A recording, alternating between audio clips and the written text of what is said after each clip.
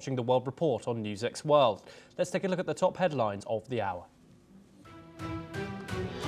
A 6.3 magnitude earthquake strikes near Mazar-e-Sharif, killing at least 20 people and injuring more than 500. Rescue teams continue searching as officials warn the death toll is expected to rise. Israel's former military advocate, Major General Yifat Tomer Yerushalmi, is arrested after leaking a video allegedly showing abuse of a Palestinian detainee. She had resigned last week and was found after being reported missing near Tel Aviv. Police say the man charged in Saturday's train stabbing spree may be tied to 3 other knife attacks in the United Kingdom, including one involving a 14-year-old. 32-year-old Anthony Williams faces 11 attempted murder charges as the probe expands across England. Russia says its troops have advanced into Pokrovsk, a key Ukrainian logistics hub, after heavy fighting near the railway station. Ukraine says it has thwarted attempts to cut off a major supply line to the front. Israeli fire kills 3 Palestinians, including a woman north of Rafah, testing the fragile US-backed ceasefire. Israel says the victims were terrorists advancing on troops, while residents report continued demolitions in Rafah and Gaza City. President Donald Trump says he doubts the US will go to war with Venezuela, but warns President Nicolas Maduro's days in power are numbered. This comes as the US deploys its largest military force in the Caribbean in decades amid strikes on drug routes. President Trump also warns of a possible US military action in Nigeria over attacks on Christians, saying troops or airstrikes could be used. Abuja says it welcomes US help, but insists its sovereignty must be respected. The International Criminal Court says it is gathering evidence of mass killings and rapes after the RSF forces seized al-Fashir in Sudan, the military's last stronghold in the Darfur region. Over 70,000 have fled as survivors report executions and separations.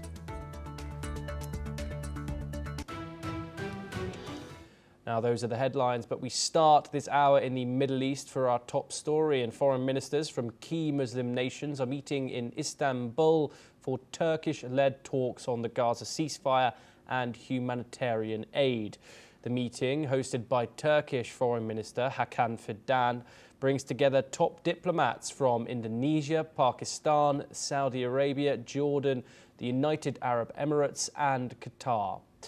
During the meet, Hakan Fidan said Palestinians must govern their own land and ensure their own security, stressing that Israel must stop violating the Gaza ceasefire and allow full humanitarian aid access.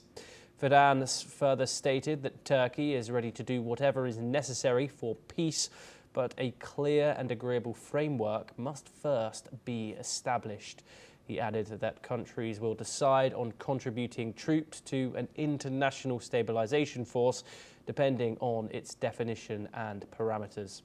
Turkish President Recep Tayyip Erdogan, meanwhile, says Muslim nations must play a leading role in Gaza's reconstruction, accusing Israel of blocking recovery efforts. The Istanbul talks follow a September meeting with US President Donald Trump in New York, where leaders backed an Arab League OIC plan for Gaza's reconstruction and long-term stability. Now, joining us on the programme to discuss this meeting is Hamad Nadarian. He's a journalist and Middle East affairs analyst, and he joins us live from the Iranian capital of Tehran. Thank you very much for joining us here on the programme, Hamad. Of course, Turkey's relationship with Israel is complicated, and that, along with balancing this seemingly very positive the relationship that Turkey's leader, President Erdogan, has with Donald Trump. How would you analyse Turkey's role here, the possibilities of it being part of this international force governing Gaza, and of course, reasons why the Israelis might not want that. Hello, I'm very glad to be talking to you again. Well, as you just stated, there is this conference underway in Turkey on reconstruction of Gaza. The fact of the matter is that since, let's say, early October, when this agreement was signed between Hamas and the Israeli regime, it was pretty historic in nature. I've said this before, and it cannot simply be denied because, you know, the concessions that were given on the part of Hamas were quite historic, quite rare and unique.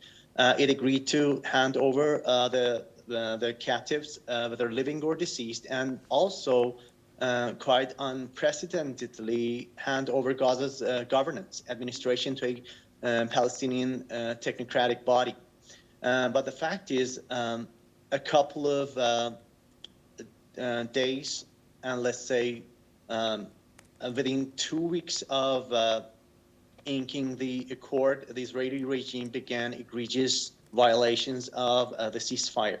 So far, it has claimed the lives of more than 200 Palestinians, including many women and children. So the genocidal pattern persists. And the fact of the matter is that even if Turkey and those participating in the conference manage to get some leverage, it's like apply some influence upon the United States, which is, you know, everyone knows that it's like, you know, the Israeli regime's biggest ally, biggest historic ally. It's finally, ultimately, up to Tel Aviv itself, and of course up to Washington, because there is so much influence that Washington can apply on the Israeli regime. And I don't think that if the regime decides against, you know, doing things differently, breaking course in the same fashion that it has been doing, you know, as long as I can remember, over decades, practically since 1948, things can happen, reconstruction can happen. So there is so much influence that Turkey, Indonesia, Qatar, Jordan, and the United Arab Emirates, the participants in this conference, can apply. And I believe that it's ultimately up to Tel Aviv. The fact that these countries actually participated in the efforts that led to conclusion of the agreement, for example, each country applying its or playing its role and applying the pressure that it could on Hamas was quite great. You know, it was a multilateral agreement. You know, lots of forces coming together, but still, I say there is so much influence that they can exert upon Hamas and upon the overall situation, the overall picture. Okay, Hamad, just briefly, because we're running out of time. Iran, of course, has voiced scepticism over Western-led reconstruction initiatives. From Tehran's perspective, what guarantees would make such a plan more credible? Just very briefly, please. I told you, it's like over the past decades, you know, since Israel's creation, you know, the thing that has not been compromised upon has been Israel's ambitions. So whenever it comes to Israel's ambitions, the West has always backed down. So eventually, I think even the West has got so much leverage with so much clout with Israel, and the Iranian side is, I think, it's quite correct to be skeptical about what's going to happen, about the immediate prospects. Hamad Nadarian, thank you very much for joining us here in NewsX World. Pleasure to get your insight on that topic. For our next story, we move to Europe. And the fight for Pokrovsk in eastern Ukraine is intensifying as both Kiev and Moscow claim new battlefield gains. Russia's defense ministry says its troops have advanced into the Peterborough district of Pokrovsk, destroying what it called surrounded Ukrainian units near the city's railway station and industrial zone. Ukraine disputes that claim, saying its forces are holding their ground and have pushed back Russian troops north of the city near Dobropilya. Kiev's 7th Rapid Response Corps say operations continue to clear Russian infiltrators and protect vital supply routes.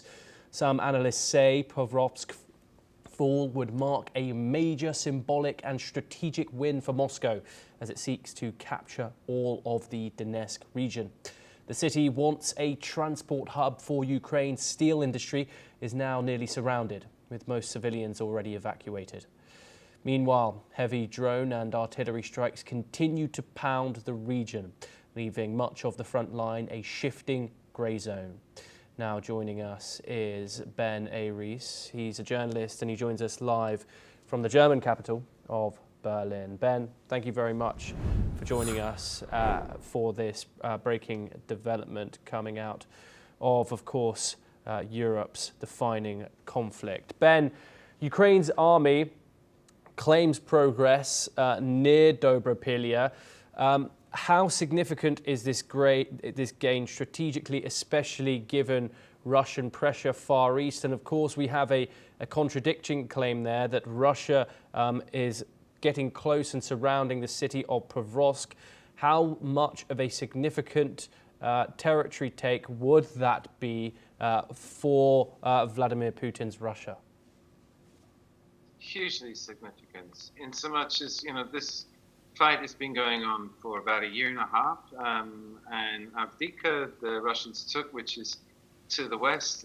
It's only 41 kilometers away, and it gave the Russian army the initiative, but they've been taking a year and a half to travel 41 kilometers. But you have to understand there's an epic battle going on for Pokrovsk, and it's absolutely key. It's the nexus of several large roads and rails. It supplies, it's the logistical hub for the whole of the eastern Donbass region defensive lines. And if it falls, then Ukraine's army will be unable to supply its army in the defensive lines. And that could lead to the collapse of the whole eastern front. And then Russia would sweep over. And after Pokrovsk, there's no major cities, there's no major defensible positions all the way up to the Dnieper River in the middle of the country. And then that means that the Russians would then take the whole of eastern Ukraine. At the moment, they have about 20%, but we're talking about 50% of the country. And as I say, over the weekend, starting on Friday, where Russians infiltrated 250 troops into the city. This morning, they're reporting that they hold about 60%. And Dobropilya is to the southeast, and they also control another town to the north. And you've got some 500 Ukrainian defenders in a pocket now that's about to be cut off. Apparently, the road out of that pocket is only about 2 kilometers wide. And as I say, it could all collapse. If the Russians take this, then they'll basically wipe out the defenders of this city, Pokrovsk. And then that would be more than a strategic defeat. It would be a catastrophic defeat for the Ukrainian armed forces. Now, Ben, just very briefly, of course, analysts say that the fall of Pokrovsk to Moscow would be majorly symbolic, and as it seeks to, of course, capture the whole of the Donetsk region. How much more would Moscow be pushing forward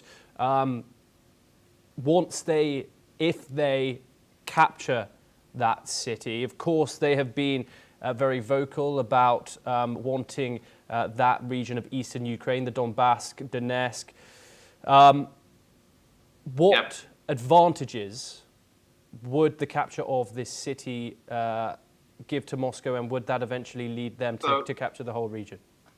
It could end the war. So that there's a political aspect to this as well. One of Putin's stated war goals is that he wanted to capture and take control of the whole of the Donbass. And they don't actually hold all those territories. Donetsk, where this fight is based, one of the regions within Donbass, is a key one, and Ukrainians have built a huge defensive line there.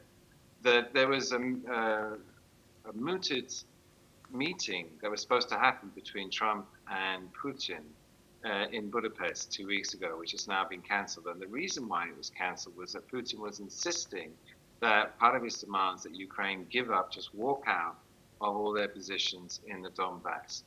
And the reason why he did that was that the military campaign was going so well that he was confident that they could take control of Pokrovsk just on the battlefield without the negotiations. And that killed the meeting because Trump said, no, you have to make concessions. So if this town falls, then it gives Putin his victory. And as you may be aware, the Russian economy is now in serious trouble and it's getting worse day by day. It's very painful. It's not going to cause a collapse, Yes. but Putin wants to stop the war. And if he takes Donbass, then he can declare victory and stop the war where it is, controlling this whole eastern border of Ukraine. And also, this is where all Ukraine's mineral riches are. It's got rare earth metals, it's got wheat fields, it's got everything. This is the really rich part of the country. So if it falls, as I say, Putin might draw a line in it just to stop the war at that point, and then Zelensky would have to take that.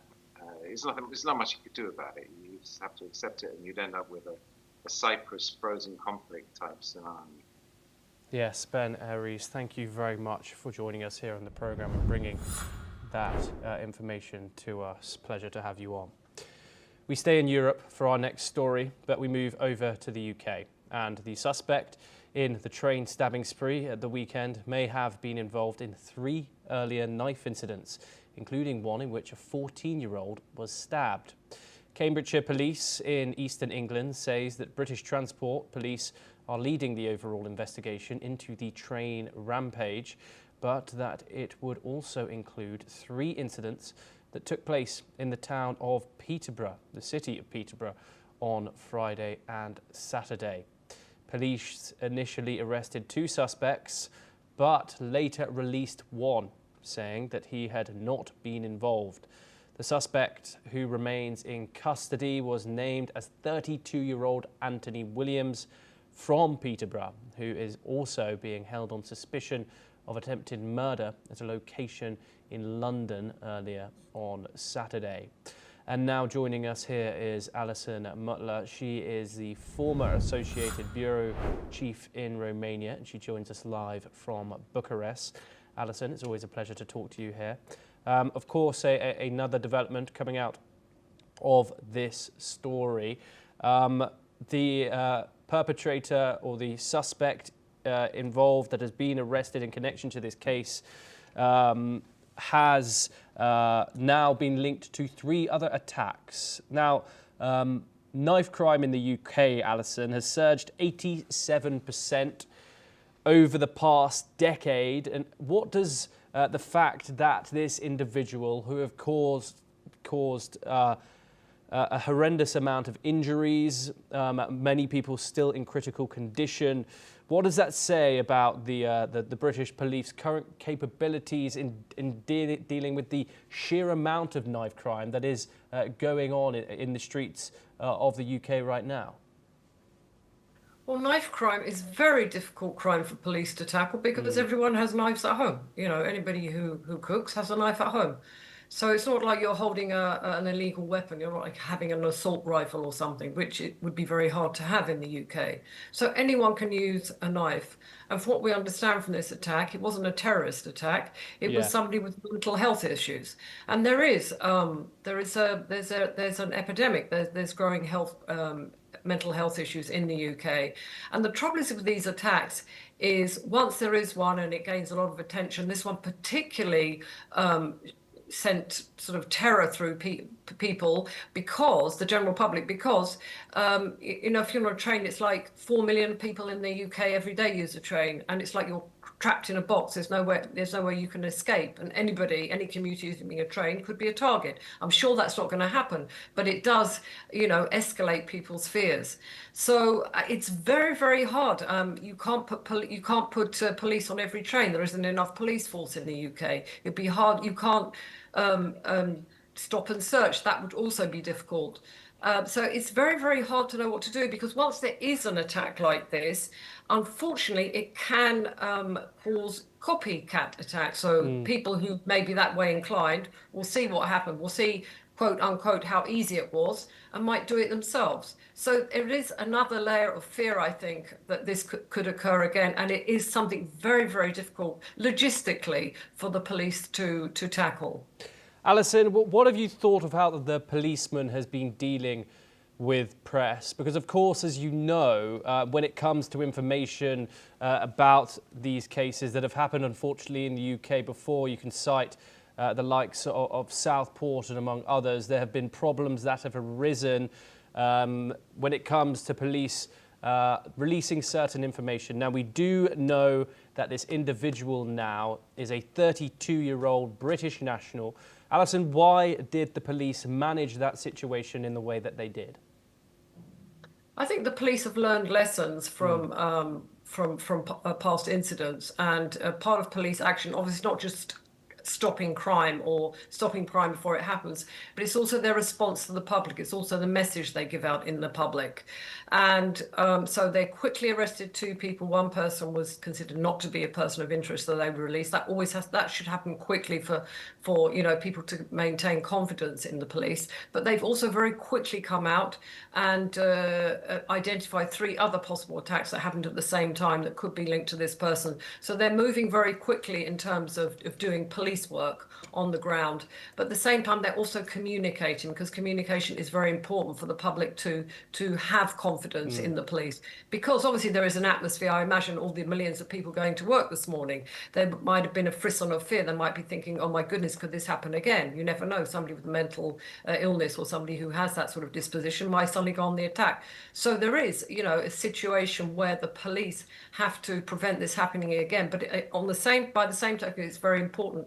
But the main thing for the police is for the public to have confidence in that they are doing their best they can to keep the situation under control. Yes, Alison Butler, thank you very much for joining us on the programme. It's always a pleasure to talk to you here on NewsX World. We will, of course, bring you all the updates coming out of that story as we get them. Now, we move on over to our next story, and at least 20 people have been killed after a strong earthquake struck northern Afghanistan. The quake hit shortly after midnight, shaking communities near Mazar-e-Sharif, which is one of the country's largest cities. According to the US Geological Survey, the earthquake had a magnitude of 6.3 and struck at a depth of 28 kilometers. Moreover, the Afghan National Disaster Management Authority has said that hundreds have been injured and warned that the death toll could rise as rescue operations continue. The Public Health Ministry has confirmed that most casualties have been reported in the northern provinces and that emergency medical teams have been dispatched to the worst hit areas. Let's take a listen into some statements. د هیواد په شمال ولایتونو په خاص توګه په سمنګان او بلخ ولایت کې نږدې 1540 تنه هیوادوال مټپیان شوي دي. البته د شل په شاوخوا کې هیوادوالو مو ژوند له لاسه ورکړی دی او په شهادت رسېدلي دي. دغه معلومات لا تر اوسه هم ابتدایي ارقام دي، ځکه چې ارقام د تغییر په حالت کې دي. ځینې ټپیان خصوصي روغتونونو ته وړل شوي دي او ځینې لا هم په سیمه کې هلته د روغتي ټیمونو په توسط ورته روغتي خدمات وړاندې. Meanwhile, some reports say many families are still trapped and rescuers are facing difficult terrain and limited equipment in remote areas. Rescue workers and local residents continue to face challenges in the aftermath of the earthquake. Let's take a listen in to what they had to say.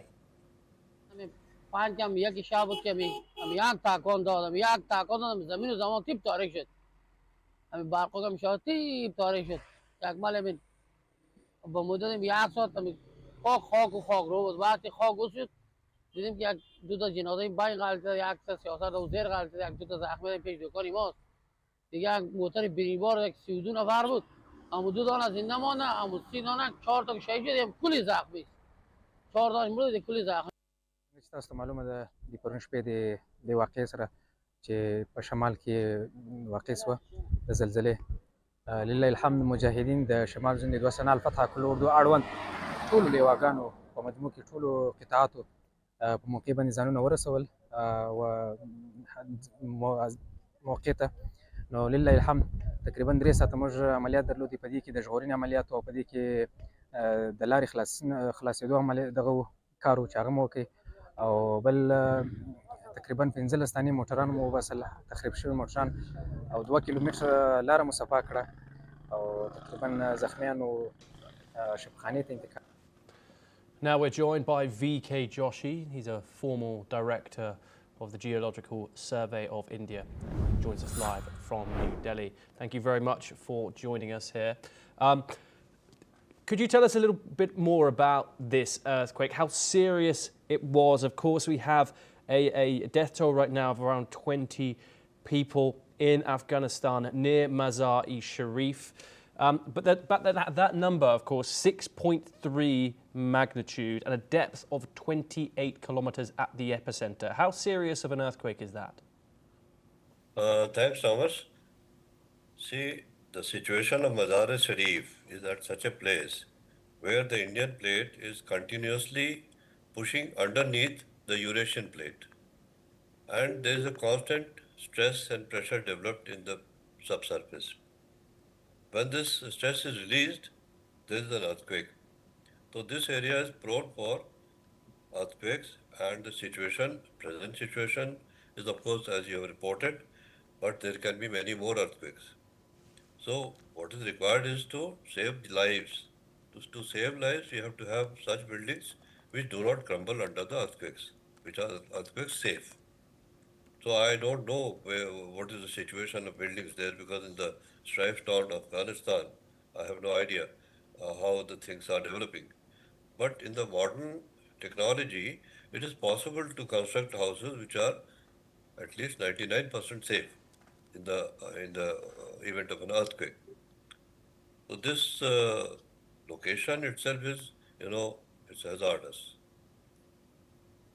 Yes, VK, Joshi, thank you very much for joining us here on the programme. Sorry we could only talk briefly, but it's a pleasure to have you here on NewsX World. We now move on over to Africa, and a Sudan Red Crescent official says that 3 of its volunteers, shown in a video being beaten by a man in military fatigues, were among those later killed, saying the incident highlighted the need for humanitarian workers to be respected.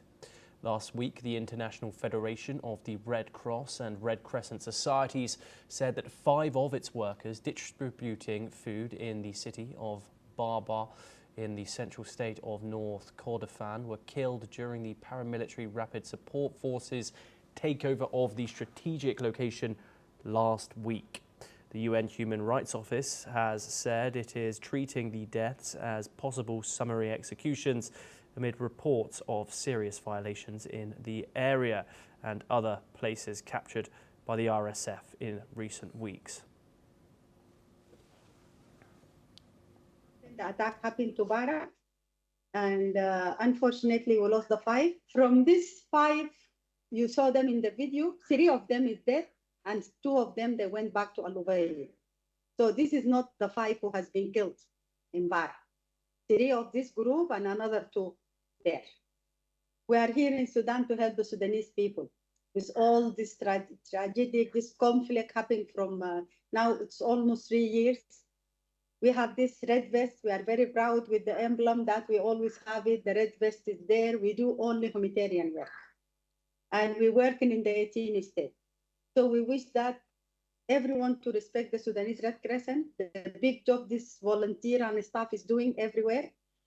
And I hope they will get safe. The fear of that these people, because Al-Fashir in the North Darfur, most of the state is desert. So if they flee away for the way of the desert, they will die from hunger and thirsty.